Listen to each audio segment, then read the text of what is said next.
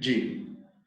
तो उसके बाद फंक्शन जैसे मैंने आपको बताया था, ये अपर फाइबर जो है वो स्कैपुला को एलिवेट करते हैं ऊपर की तरफ, कुछ फाइबर जो है वो स्कैपुला को मीडियली रोटेट करते हैं, जो लोअर फाइबर जो है वो स्कैपुला को उसके लोअर बॉर्डर को मीडियली यानी कि ऐसे ऐसे मूव कराते हैं। लेटिसिमस डॉर्साई जैसे हमने बताया था, ये नीचे से मसल है, यानी कि बैक में हमारे दो बड़े मसल हैं, ट्रेपेजियस और लेटिसिमस डॉर्साई। ये पिक्चर में आपको दिखाऊंगा। इसमें एलियन क्रेस्ट आ जाते हैं, यहाँ से original lumbar fascia, lower six thoracic vertebrae, वो सारी थोरैसिक वर्टेब्री से था, ये लोअर सिक्स थोरैसिक वर्टेब्री और लोअर 3 और 4 रिब्स से भी राइज करता है, और inferior angle of scapula, scapula के एक ही रीजन है, इंफीरियर एंगल हमने स्कैपुला का पढ़ा था, और इंसर्शन इसकी ह्यूमरस के ऊपर आके floor of the bicipital. Nerve supply में इसकी ट्रैकोडॉर्सल नर्व है, इसका फंक्शन क्या है, extends, adducts and medially rotates the arm. यार ये जो लोग लेट आते हैं, दिल तो करता है इनको ऐड ना, यही काम करते करते आधा लेक्चर गुजर जाता है। उसके बाद लेवेटर स्कैपुलाई हमने पढ़ा, ये भी फर्स्ट सर्वाइकल वर्टेब्रे से राइज करता है, इसको हमने डिस्कस किया। फिर इसके इंसर्शन जो है वो मीडियल पार्ट ऑफ स्कैप, अब ये जो जितने भी तीनों मसल हैं इनकी insertion medial part of the scapula से है, ठीक है। उसके बाद इनकी जो नर्व सप्लाई है वो भी आपने याद रखना, कॉमन है, डॉर्सल स्कैपुलर नर्व, ठीक है। और तीनों का फंक्शन भी यही है, raises medial border of the scapula। तो लेवेटर स्कैपुलाई, रोम्बाइड माइनर, रोम्बाइड मेजर, तीनों का ओरिजिन इंसर्शन भी सेम है, नर्व सप्लाई भी सेम है और एक्शन भी सेम है, ठीक है। ओरिजिन तीनों का डिफरेंस है, जैसे रोम्बाइड माइनर है वो लिगामेंटम न्यूकी 7th सर्वाइकल वर्टेब्रे और बस थोरैसिक वर्टेब्रे से राइज करता है, और रोम्बाइड मेजर जो है वो 5th थोरैसिक स्पाइन से। ये हमने डिस्कस किया हुआ है, रिपीट इसलिए कह रहा हूँ कि मैं आज आपको इनकी पिक्चर्स समझाऊंगा कि ये कहां से। ये देखिए, सबसे पहले तो ये देखें कि कौन कौन सी जो बोनी प्रोमिनेंसेस है। ये जो है लिगामेंटम न्यूकी, ये सुपीरियर नकल लाइन आपको नजर आ रही है, ठीक है। ये जो हमारे हेड की बिल्कुल बैक साइड पे होती है सुपीरियर नकल लाइन, आप अपने हेड पे इसको देख सकते हैं। उसके बाद ये 7 सर्वाइकल वर्टेब्रेज आ जाती है, ये वाली। फिर ये 12 थोरैसिक वर्टेब्रे जहां तक रिब्स हैं, ठीक है, ये 12 थोरैसिक वर्टेब्रेज यहां तक आ जाती है, ठीक है। और जैसे मैंने आपको बताया था ये 7th जो है रिब तक जो है ना वो जाता है, ये भी मैंने आपको लास्ट टाइम बताया था। इसका जो इंफीरियर, ये इंफीरियर एंगल है ना स्कैपुला का, ठीक है। ये इसके पोस्टीरियर जो सरफेस है वो वाली होगी, ये पोस्टीरियरली हमें दिखा रहे हैं ना, तो इसकी पोस्टीरियर, इसकी जो सामने वाली होगी वो इंटीरियर होगी। जैसे मैंने आपको बताया था पोस्टीरियर सरफेस पे एक ही बड़ा फोसा होता है, इसे सब स्कैपुलरिस फोसा कहते हैं। ये स्कैपुला नजर आ रही है, ये ह्यूमरस है, इसको हम डिस्कस करेंगे अगले लेक्चर्स में, ठीक है। ये बड़ा सा प्रोसेस जो आपको बैक साइड पे नजर आ रहा होगा वो क्रोमियन प्रोसेस है, और इसकी बिल्कुल अपोजिट साइड, दूसरी साइड के ऊपर जो है ना वो कोराकाइड प्रोसेस है, ठीक है। और यहाँ पे आप देख सकते हैं क्लेविकल जो है वो क्रोमियन के साथ ज्वाइंट ना आ रही है, जिसे क्रोमियो क्लेविकुलर ज्वाइंट कहते हैं, ठीक है। ये थोरैसिक वर्टेब्रेज 12 की 12 है। अब ये चीजें आपको पता चल गई कौन सी चीज का है। अब यहीं से देखिए, यहाँ से ये सारे ट्रेपेजियस और लेटिसिमस डॉर्साई, ऊपर सारा ट्रेपेजियस होता है, नीचे सारा लेटिसिमस डॉर्साई होता है, यहाँ से राइज करके ये यहाँ तक जाते हैं, ठीक है। तो अभी हम देखते हैं मसल्स। ये देखिए, ये ट्रेपेजियस मसल दिखाया, ऊपर से ये सुपीरियर नकल लाइन लिगामेंटम न्यूकी ये यहाँ से राइज कर रहा है, ठीक है। उसके बाद 12 की 12 थोरैसिक वर्टेब्रे से राइज कर रहा है, ठीक है। और ये सारे फाइबर्स ऐसे मर्ज होके ना ऐसे ये इधर जाके जो है घूम के और bicipital groove of the humerus पे जाके ये सारे मसल्स, ये देखिए, ये और ये सारा, ये सारे का सारा जो है ना वो जाके कहाँ लगेगा, बाइसेप्टल ग्रूव, ये ट्रेपेजियस है। उसके बाद इसकी जो नीचे वाला मसल है ना, ये वाला सारा, ये बड़ा सा मसल है, ये इधर इसको काट के दिखाया इधर वाला, ये लेटिसिमस डॉर्साई मसल है, ये वाला। ये देखें, ये आइलिया क्रेस्ट है, यहाँ से राइज कर रहा है। जैसे मैंने आपको बताया था लोअर 6, ये देखिए यहाँ से लोअर 6 जो है ना वो थोरैसिक वर्टेब्रेज है, और कुछ रिब्स से भी हमने पढ़ा था। तो ये जो बिल्कुल एक फैन शेप, ये वाला मसल बड़ा सा, ये हमारी बैक में अगर हम देखें से फील भी कर सकते हैं, ये होगा लेटिसिमस डॉर्साई, ठीक है। उसके बाद कुछ और मसल्स हैं वो भी हमने डिस्कस करने हैं, वो दोबारा इस पिक्चर में वापस आएंगे। उसके बाद वो मसल्स जो कि हमारी स्कैपुला को ह्यूमरस के साथ कनेक्ट करते हैं, हमारे जो अपर शोल्डर रीजन को कह लो, तो जो ह्यूमरस के साथ कनेक्ट करते हैं वो मसल हैं, उसमें सबसे पहले आ जाएगा डेल्टाइन। ये हमारे शोल्डर रीजन का जो, अगर हम यहाँ पे देखें, हमारा मेन मसल, जो बड़ा सा मसल आपको नजर आएगा, ये वाला, ये डेल्टॉइड है, ठीक है। अब ये जहां पे ज्यादा है क्लेविकल बोन हो रही है, तो क्लेविकल बोन के लेटरल थर्ड से, अक्रोमियन से, और स्पाइन ऑफ स्कैपुला, स्कैपुला के ऊपर जो स्पाइन थी हमने दिखाई, इन 3 जगहों से इसकी ओरिजिन है। तो लेटरल थर्ड ऑफ क्लेविकल, अक्रोमियन और स्पाइन ऑफ स्कैपुला। इंसर्शन जो है, अब जैसे मैंने आपको बताया, ये मसल्स जो है ये इधर से राइज करते हैं और जाके ह्यूमरस, ये जो हमारी आर्म वाली बोन है, यहाँ पे लगते हैं।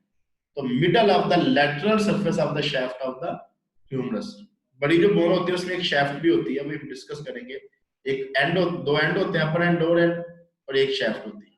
तो शाफ्ट ऑफ द ह्यूमरस के ऊपर जाके ये जो मसल है, जो उसका दरमियान वाला पोर्शन है, वहां पे डेल्टॉइड की इंसर्शन। नर्व सप्लाई है इसकी एक्सिलरी नर्व, ठीक है। एक्सिलरी नर्व जैसे आपको बताया था मैंने, ब्रेकियल प्लेक्सस की एक नर्व है। अब हमारी आर्म के, शोल्डर के जितने भी शोल्डर जॉइंट के एक्शन है वो डेल्टॉइड के अंदर है। जैसे अबडक्शन, आर्म को बाहर लेके जाना, ठीक है, ये होता है अबडक्शन, और आर्म को अंदर लेके जाना होता है ये एडक्शन, ठीक है। इसके अलावा फ्लेक्स करता है आर्म को, मीडियल रोटेट करता है, उसके जो पोस्टीरियर फाइबर होते हैं एक्सटेंड एंड लेटरली रोटेट करता है, यानी कि दोनों काम कर रहा है। जितने भी मूवमेंट है आर्म की हमारी, ये इसके जिम्मे होती हैं, उसकी बाकियों के साथ मिलकर करेगा, फ्लेक्सिस भी करेगा, एक्सटेंशन भी करेगा, ठीक है, मीडियल रोटेशन भी करेगा, लेटरल रोटेशन भी करेगा, और अबडक्शन भी करेगा। अबडक्शन नहीं कर रहा, अबडक्शन कर रहा। तो ये जो हमारी बॉलिंग करवाते हैं, जब हम लोग बैडमिंटन खेलते हैं, बाजू को ऊपर तक, या वॉलीबॉल लेके जाते हैं, तो ये वाली मूवमेंट, ये वाली मूवमेंट, ये सारी मूवमेंट जो है वो किसके जिम्मे है, डेल्टॉइड के, ठीक है। उसके बाद सुप्रास्पाइनेटस मसल, जैसे मैंने आपको बताया था, सुप्रास्पाइनस फोसा से राइज कर रहा है। इंफ्रास्पाइनेटस मसल इंफ्रास्पाइनस फोसा से राइज कर रहा है। इन दोनों मसल्स में जो कॉमन चीज है वो मैं आपको बता रहा हूँ। दोनों मसल जाके ह्यूमरस के ऊपर एक टुब्रास्टी होती है, जिसे ग्रेटर टुब्रास्टी ऑफ ह्यूमरस कहते हैं। ह्यूमरस की जो हेड होता है ना, वहां पे 2 बड़ी बड़ी टुब्रास्टी होती है, एक ग्रेटर टुब्रास्टी होती है, एक लेसर टुब्रास्टी होती है। ये ग्रेटर टुब्रास्टी ऑफ ह्यूमरस के ऊपर जो कैप्सूल ऑफ शोल्डर जॉइंट है, दोनों मसल्स, सुप्रास्पाइनेटस सुप्रास्पाइनस फोसा से राइज करेगा, इंफ्रास्पाइनेटस इंफ्रास्पाइनस फोसा से करेगा। दोनों मसल्स की इंसर्शन कॉमन है, greater tuberosity of humerus, capsule of the shoulder joint, और दोनों की नर्व सप्लाई भी सेम है, सुप्रास्कैपुलर नर्व। बेशक ये सुप्रास्कैपुलर स्कैपुलर की ऊपर वाली नर्व होगी, लेकिन उसकी कुछ ब्रांचेस जो है वो इंफ्रास्पाइनस को नीचे आकर भी सप्लाई करती है, ठीक है। और दोनों का एक्शन जो है, जो सुप्रास्पाइनेटस है, ये अबडक्शन करेगा आर्म को, शोल्डर जॉइंट को स्टेप, ये अब ये मूवमेंट समझे, अबडक्शन करके इस, ये अब मैंने यहाँ पे बाजू रोक दिया है, तो ये क्या किया है, इसको शोल्डर जॉइंट को स्टेबलाइज किया। तो ये जो मूवमेंट करके इसको यहाँ पे स्टेबलाइज करना है, ये सुप्रास्पाइनेटस, ठीक है।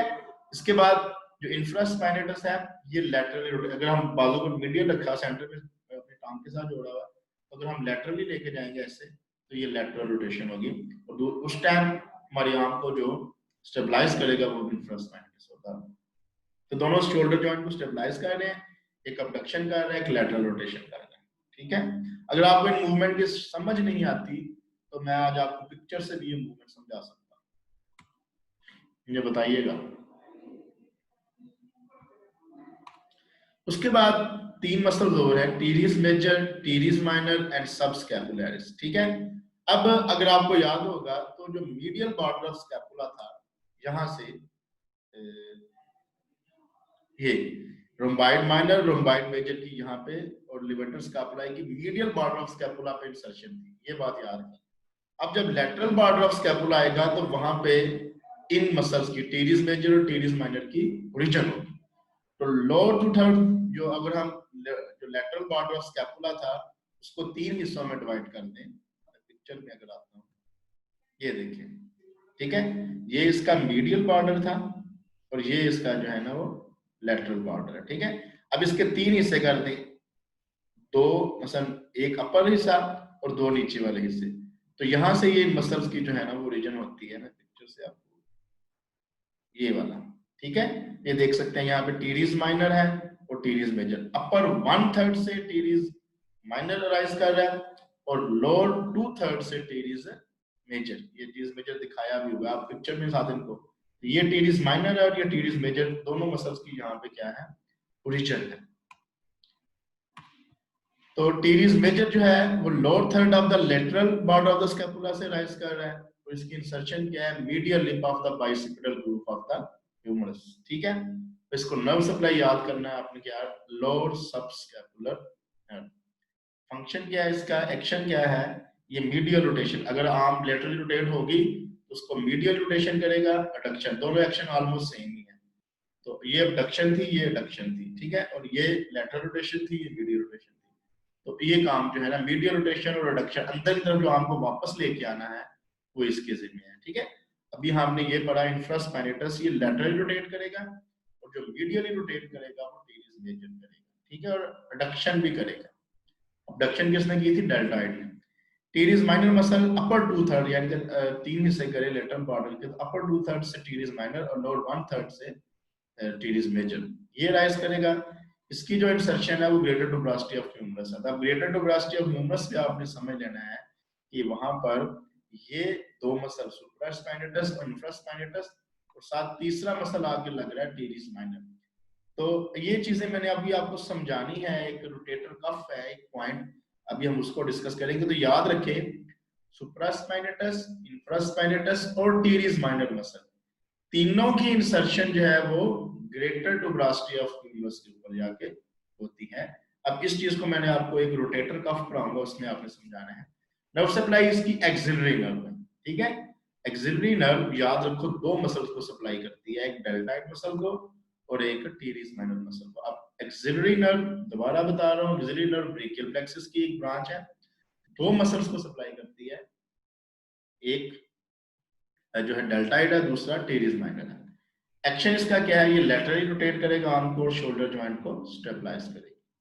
उसके बाद सबस्कैपुलरिस मसल है, ये मैंने आपको पिक्चर में दिखाया था, ये सबस्कैपुलरिस फोसा से, जो कि पोस्टीरियर सरफेस है स्कैपुला की, वहां से राइज करता है। और ये वाहद मसल होगा जो लेसर टुब्रास्टी ऑफ ह्यूमरस पे जाके इंसर्शन होगी। नर्व सप्लाई इसकी अपर एंड लोअर, सबस्कैपुलर नर्व याद रखो ये काफी है, ये अपर भी दो होती है, अपर एंड लोअर, तो अपर एंड लोअर सबस्कैपुलर नर्व से याद करेगा। और इसका जो एक्शन है ये मीडियल रोटेट करेगा आर्म को शोल्डर जॉइंट को स्टेबल। अब ये देखिए यहाँ पे हमने जितने भी मसल्स पढ़े हैं वो मसल्स जो कि शोल्डर को ह्यूमरस के साथ कनेक्ट करते हैं, सारे के सारे मसल जो है ना इधर से अराइज करते हैं, जो हमारी स्कैपुला से या स्क्लेविकल से, और सारे के सारे मसल जाके इंसर्शन कहाँ पे होते हैं, जो ह्यूमरस पे, और सारे के सारे मसल शोल्डर जॉइंट को स्टेबलाइज करते हैं। सारे मसल का एक काम लाजमी है, शोल्डर जॉइंट को स्टेबलाइज। ठीक है, ये बात मैं आपको दिखा चुका हूँ। यहाँ से हम लोग जो है ना वो बाकी मसल्स जो है ना वो देख लेते हैं। ये यहाँ पे सुप्रास्पाइनेटस दिखाया गया है, ये इंफ्रा, ये सुप्रास्पाइनस फोसा से, इंफ्रास्पाइनस फोसा से। ठीक है, और ये नीचे से टीरिस माइनर और टीरिस माइनर और टीरिस मेजर मसल जो दिखाया है, ये सुप्रास्पाइनस है, ये इंफ्रास्पाइनस, सॉरी ये सुप्रास्पाइनस है, ये जो कि ये स्पाइन दिखाई ये सुप्रास्पाइनस है, ये इंफ्रास्पाइनस है। उसके बाद नीचे जो आ जाएगा वो टीरिस माइनर आ जाएगा, और टीरिस बड़े साइज के फर्क है, टीरिस माइनर छोटा है, टीरिस मेजर जो है ना वो बड़ा है। ठीक है, ये मसल यहाँ से कह लो कि वो राइज कर। ठीक है, ये कुछ इंटरवर्टेब्रल मसल्स हैं, वो हमने यहाँ पे डिस्कस नहीं किए, जब वर्टेब्रल कॉलम पढ़ेंगे वहां पे देखेंगे हम लोग ये मसल्स हैं। कुछ एब्डोमिनल रीजन के मसल्स हैं, ये वहां पे जाके डिस्कस करेंगे। ये रोम्बाइड्स मेजर जो हम पीछे पढ़ चुके हैं, रोम्बाइड्स major, रोम्बाइड्स minor.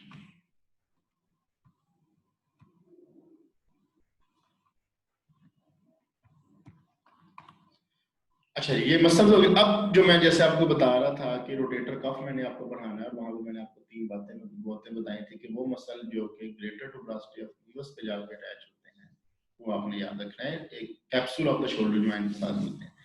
Rotator cuff is the name given to the tendons of the, अब कौन कौन से मसल्स आ जाते हैं इसमें, subscapularis, supraspinatus, infraspinatus and teres minor. याद रखो सुप्रास्पाइनेटस, इंफ्रास्पाइनेटस और टीरिस माइनर ग्रेटर टुब्रास्टी पे जाके अटैच हो रहे थे, और जहां मसल अटैच होता है उसको टेंडन कहते हैं। ये बात मैंने आपको बताई हुई है। टेंडन वो पॉइंट है जहां पे मसल बोन के साथ अटैचमेंट यानी कि इंसर्शन जहां पे उसकी होती है उसे टेंडन कहते हैं। अब सुप्रास्पाइनेटस, इंफ्रास्पाइनेटस, टीरिस माइनर, मैंने आपको बताया था, इस बात को गौर करना, तीनों muscles greater tuberosity of humerus पे लगते हैं, और subscapularis muscle lesser tuberosity of humerus में निकलते हैं। और ये चारों के चारों मसल जो हैं वो जो शोल्डर जॉइंट का कैप्सूल था उसके साथ फ्यूज होते हैं, जुड़े हुए होते हैं। अब ये पॉइंट को आपने याद रखना है, the cuff plays a very important role in stabilising the shoulder joint. ये शोल्डर जॉइंट की स्टेबलाइजेशन करता है, या पहले बता रहा था जितने मसल है ये शोल्डर जॉइंट को स्टेबलाइज कर रहे हैं। The cuff lies on the anterior, superior and posterior aspect. ये जो rotator cuff है anterior, superior, posterior aspect में मौजूद होता है। inferiorly ये मौजूद नहीं होता, यानी कि superior तो होता है, inferiorly नहीं होता। और ये वो जगह है जहाँ पे potential weakness create हो सकती है। अब ये बात आपने याद रखनी है, anterior भी होगा, posterior भी होगा, superior भी होगा, लेकिन inferiorly ये नहीं आता। क्योंकि ये inferiorly नहीं होता तो यहाँ पे एक weakness के चांस है। अब वो क्या होता है वो भी हम डिस्कस करेंगे। इसे कहते हैं रोटेटर कफ टेंडिनाइटिस, यानी कि चारों मसल जिसके मैंने आपको नाम बताया, सबस्कैपुलरिस है, सुप्रास्पाइनस, इंफ्रास्पाइनस, सुप्रास्पाइनेटस, इंफ्रास्पाइनेटस और टीरीज माइनर मसल, एक जहां पे कॉमन इंसर्शन बना capsule of the shoulder joint पे अटैच होते हैं, इनके टेंडन के ऊपर, क्योंकि कॉमन इनकी इंसर्शन है, इनके टेंडन के ऊपर आकर इंफेक्शन हो सकती है, वियर एंड टियर, कट लग सकते हैं। Failure of the cuff is due to either wear और टियर, कट लग जाना किसी चीज को। ये वियर जो है, जो उसको कट लग रहा है या टूट रहा है, इस एज रिलेटेड, वक्त के साथ साथ। Excessive overhead activity of the upper limb, बहुत ज्यादा एक्सरसाइज कर रहे हैं अपने आर्म की, लाइक मैं आपको बताता हूँ बैडमिंटन के दौरान बहुत ज्यादा एक्सरसाइज होती है हमारे शोल्डर की, ठीक है। तो जिस वजह से ये टेंडन में टेंडिनाइटिस आ जाती है, although may cause appear spontaneously, अचानक भी आ सकती है, ठीक है। मैनी केसेस जो है वो स्पॉन्टेनियसली भी हो जाते हैं। During abduction of the shoulder, जब हम आपको ऊपर ऐसे लेके जाते हैं, the supraspinatus tendon is exposed to friction, क्योंकि हम लोग जैसे जब बॉलिंग करवाते हैं या जब हम लोग बैडमिंटन खेलते हैं ऊपर तो बाजू लेके जाते हैं, तो सुप्रास्पाइनेटस टेंडन जो है वो फ्रिक्शन होती है इसकी अगेंस्ट द अक्रोमियन। अक्रोमियन जो हमारे स्कैपुला का पॉइंट है ना, जहाँ पे उसका टचिंग होती है, उस टच होने की, बार बार टच होने की वजह से, ऐसे खेलते हुए टच होने की वजह से क्या होता है कि वो मसल जो है उसमें वियर एंड टियर आ जाता है, ठीक है। Extensive acute traumatic tears are best repaired surgically as soon as possible। कहते हैं अगर ये अचानक हो जाती है, इसको सर्जरी करके इसको रिपेयर कर देना चाहिए। स्मॉल क्रोनिक कफ इंजरीज, जो वक्त बहुत ज्यादा अरसे की चल रही होती है, अक्सर लोगों के शोल्डर में दर्द रहता है, इनके मैनेज है without surgery using non steroidal anti inflammatory drugs. आपको पेन किलर खानी चाहिए और मसल की एक्सरसाइज करते रहना चाहिए, ठीक है। ये इसका इलाज है। एक सेकंड बच्चे होल्ड कीजिए। अस्सलाम वालेकुम। वालेकुम सलाम। जी जी, शुक्र अल्लाह का सर।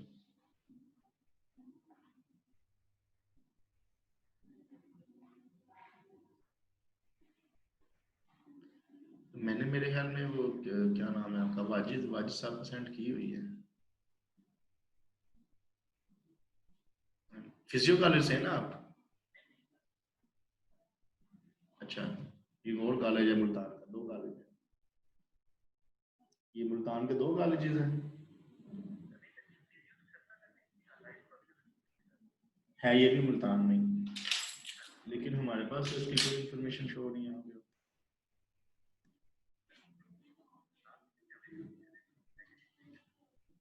अच्छा चले, मैं आपको सेंड कर देता हूँ, मुझे व्हाट्सएप पे एक मैसेज कीजिए।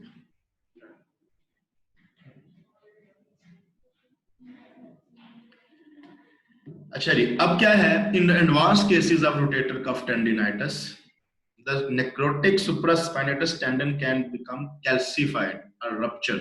यहाँ पे कैल्शियम डिपॉजिट हो सकती है और ये रप्चर हो सकता है एडवांस केसेस में, या सेल डेथ हो सकती है। Rupture of the tendon seriously interferes with the normal abduction movement of the shoulder joint. अब ये है कि हमारी जो अबडक्शन शोल्डर जॉइंट की वो नहीं हो सकती, उसको रोकेगा। हालांकि डेल्टाइड भी करता था, लेकिन इनिशियल जो अबडक्शन होती है वो सुप्रास्पाइनेटस करता है।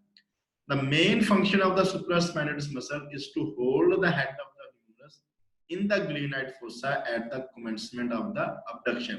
जब abduction कर रहे होते हैं तो ये glenoid fossa जो स्कैपुला का है और ह्यूमरस के हेड के साथ कनेक्शन बनाता है, उसको स्टार्ट रखता है। The patient with a ruptured supraspinatus, अब जिसका ये supraspinatus का टेंडन कट लग चुका है, is unable to initiate abduction of the arm। abduction की जो स्टार्ट है ये नहीं कर सकता। स्टार्ट अबडक्शन जो है वो यार को सुप्रास्पाइनेटस करता है, और बाद में जो है वो ज्यादा काम जो डेल्टाइड करता है। लेकिन अब जब जैसे ही इसका सुप्रास्पाइनेटस टेंडन कट लग गया, टूट गया, फट गया, फ्रैक्चर हो गया, तो abduction स्टार्ट ही नहीं होगी। However, if the arm is passively assisted for the first 15 degree of abduction, the deltoid can then take over and complete the movement of the right angle. अब इस बात को समझना है, जैसे मैंने आपको बताया कि जो हमारी पहली 15 डिग्री की मूवमेंट है वो सुप्रास्पाइनेटस ने करनी है, उसके बाद डेल्टाइड का काम था abduction करना। अब सुप्रास्पाइनेटस मसल के टेंडन तो टूट गया, रप्चर हो गया किसी इन्फेक्शन की वजह से, या जैसे ओवर एक्सरसाइज की वजह से हमने पढ़ा, या विद एज की वजह से। अब क्या हुआ कि पहली 15 डिग्री की मूवमेंट अगर आप खुद बाजू को पकड़ के इधर तक ले जाएं तो ये हो जाएगी, उसके बाद डेल्टाइड काम करना शुरू कर देगा। ठीक है, तो पहली 15 डिग्री की मूवमेंट जो सुप्रास्पाइनेटस ने करनी थी वो खुद आपका बाजू नहीं कर पाएगा। आप लेफ्ट हैंड से उस बाजू को, या अगर लेफ्ट हैंड का मसला तो राइट हैंड से उस बाजू से लेके जाए और अबडक्शन कर। ठीक है, तो ये पॉइंट आपने ना समझ लेकिन मुझसे दोबारा पूछ सकते हैं, अगर आपको किसी किस्म का क्वेश्चन है तो वो भी क्लियर कर सकते हैं।